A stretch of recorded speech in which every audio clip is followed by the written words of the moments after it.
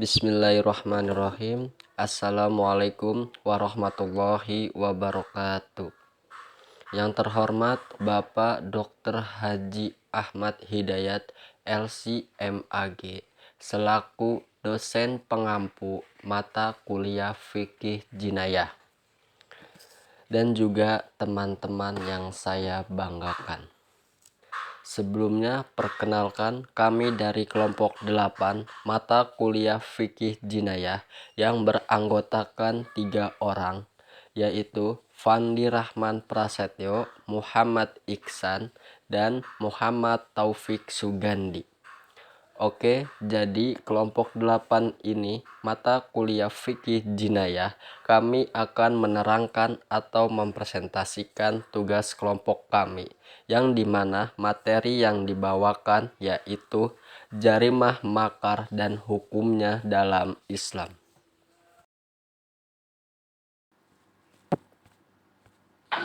Konsep makar dalam KUHP dan hukum Islam.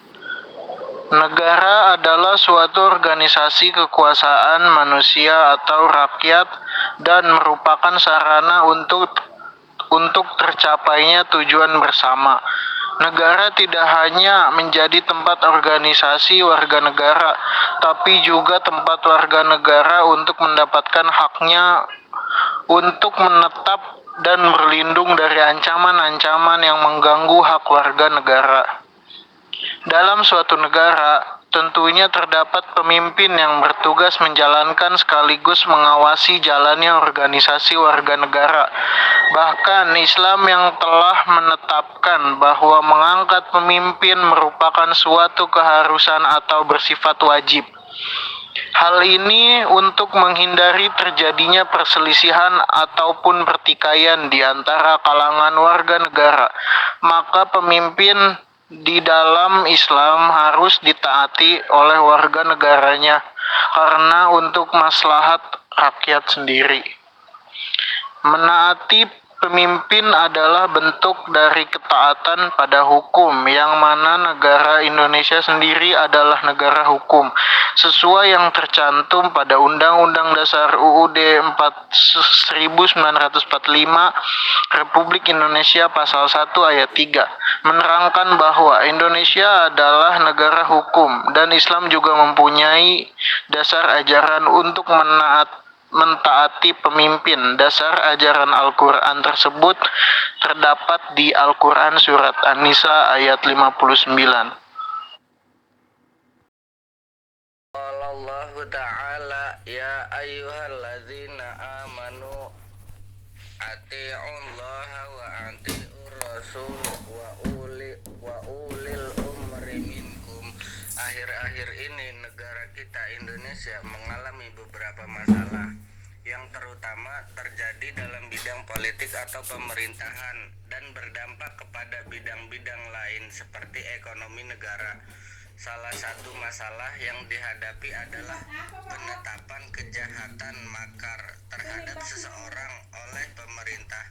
Penetapan makar tersebut dinilai tidak sesuai dengan pasal-pasal yang membahas tentang kejahatan makar, bahkan terkesan menabrak undang-undang lain yang berkaitan dengan kejahatan makar. Makar merupakan perbuatan yang menentang terhadap pemerintah dengan maksud untuk menjatuhkan pemerintah yang sah.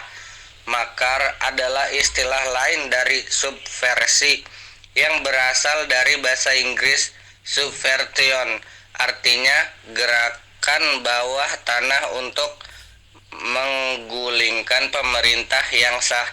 Dalam Amerika Encyclopedia sebagaimana dikutip oleh Andi Hamzah bahwa subversi merupakan gerakan bawah tanah dari kelompok totaliter untuk menggulingkan pemerintahan demokrasi. Pada zaman sahabat, orang-orang yang melawan keputusan pemimpin sudah terjadi, terutama di zaman Abu Bakar radhiyallahu anhu.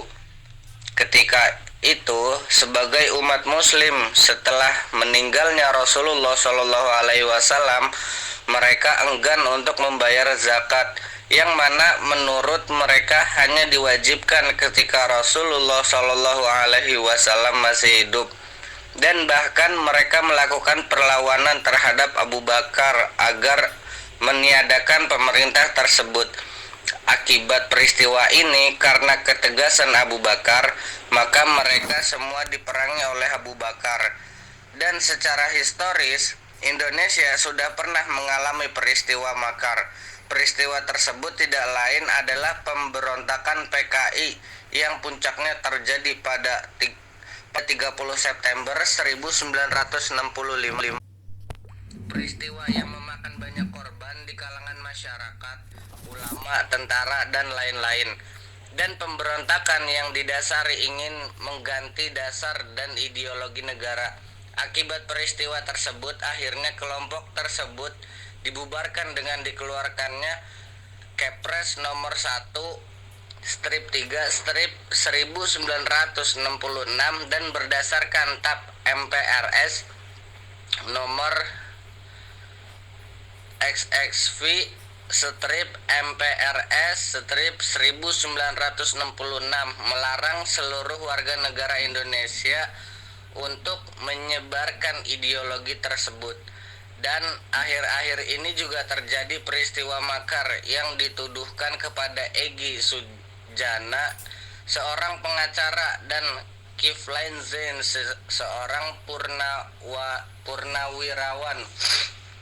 Tuduhan makar yang terjadi pasca pemilu 2019 kemarin sempat mengebohkan terutama di kalangan masyarakat dan membuat masyarakat bingung dan bertanya-tanya, bagaimana pemerintah menetapkan seseorang bahwa dia melakukan makar. Penetapan tersebut dinilai berlawanan dengan hak warga negara dalam kebebasan berpendapat.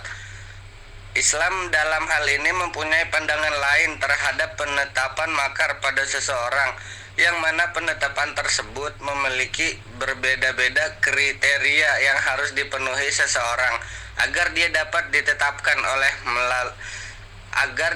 ditetapkan telah melakukan makar. Baiklah, mungkin cukup sekian dari kelompok kami. Kurang lebihnya kami mohon maaf.